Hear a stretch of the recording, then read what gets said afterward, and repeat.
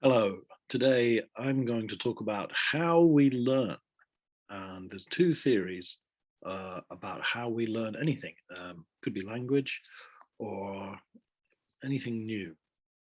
The first idea, we learn by analogy. I've written down here, I don't know if you can see this, by analogy. That means we see something happen and we see it in the past. Something happens like this. We learn what the rule is, and then we apply it to the future. So, for example, we might see the sun rising every day. And since ancient times, people have always seen the sun rising in the morning and going down at night. So you don't need to understand the physics of how that happens, or that actually really we're a rock going around the sun. You don't need to understand that. You just need to understand, oh, every day this happens. So it's happened in the past. It's happened every day in my life. It will probably happen tomorrow. And we learn that, by following examples. And you don't really need to understand exactly how it happens. Ways that we use this is analogy. For example, I've written down here, doctors learn from the past. They don't always know why some medicine works and some doesn't. They just learn that, oh, when somebody is sick with this problem and you give them this medicine, they get better. If you give them this medicine, they will die.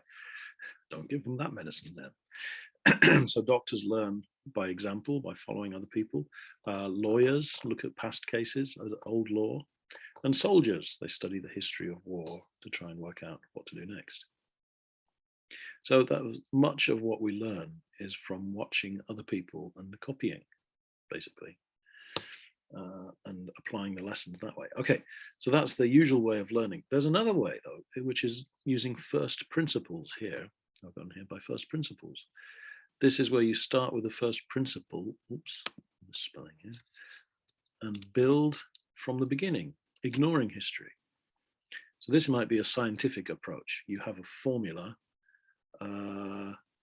and therefore you can understand when it happens again. An example, okay, if you think about the earth and the sun rising, well, we know actually, no, it's not. The earth goes around the sun. And if you understand that rule and why it happens because of gravity and the sun in the center and something goes around, you can then apply it to something else like another planet. We can understand how that works because it works this way and we've tested the reasons. So I guess I've written down here, you start with the formula rather than the observation. That would be using first principles. It's hard to think of an example of that, but I think AI, artificial intelligence, uses this idea. They get the formula and then they try to create something completely new, which looks weird to us humans because we're used to building on the past. Another way of thinking about this is all very difficult way of thinking, isn't it? Think about it as the difference between a cook and a chef. And a cook is, most of us are cooks, we're not chefs. We follow a recipe, or we learned how to cook from our parents, and we follow the recipe. You might make small changes, but you basically stick to that. Now, a chef can create their own recipe because they understand the principles of how good cooking tastes good. It's more than just copying, it's creating something new from principles. I've got a graphic here, I don't know if you can see it. Here's that in the life spectrum, if you imagine we are cooks or chefs. So over here, you've got, on this scale, you've got 100% copying, following, obeying people and things that are said. Do it blindly, tribe membership. This is like a football fan. You support your team without really thinking. So you follow verbatim recipe cook. That word verbatim means word for word, copying exactly what the formula is.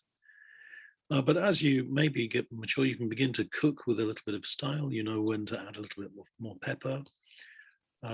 Cooking with innovations, you decide, oh, I'm going to replace this ingredient with this ingredient.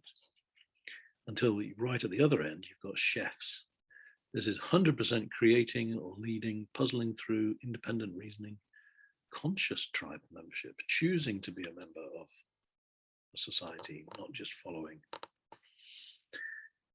So this is a way of looking at how we learn and how we do new things, either following example or having first principle. And it's a balance between the two extremes, I guess. Most of us are somewhere in the middle, I guess. Okay, I've got 3 questions. Can you see here? Okay, how do you learn something new? Did you follow the first or second method? So imagine in your job, if you have some new thing to do, how did you learn? Did you follow what other people did exactly, or did you learn the rules and then apply them yourself? Number 2, would you describe yourself more as a cook than as a chef, or the other way around? I don't know. Are you more cook or chef? What do you think? And finally, which is the best way for learning English? To have principles or follow examples? If you think about learning a language, I guess that's like repeating the sounds versus understanding the grammar, I guess, are the 2 different things. I don't know. We'll talk about it. Okay. I hope this is not too complicated, but those are the 3 questions there. Yes, by analogy or by first principle. Those are the 2 different approaches. Okay, good. I will talk to you soon. Okay, see you soon.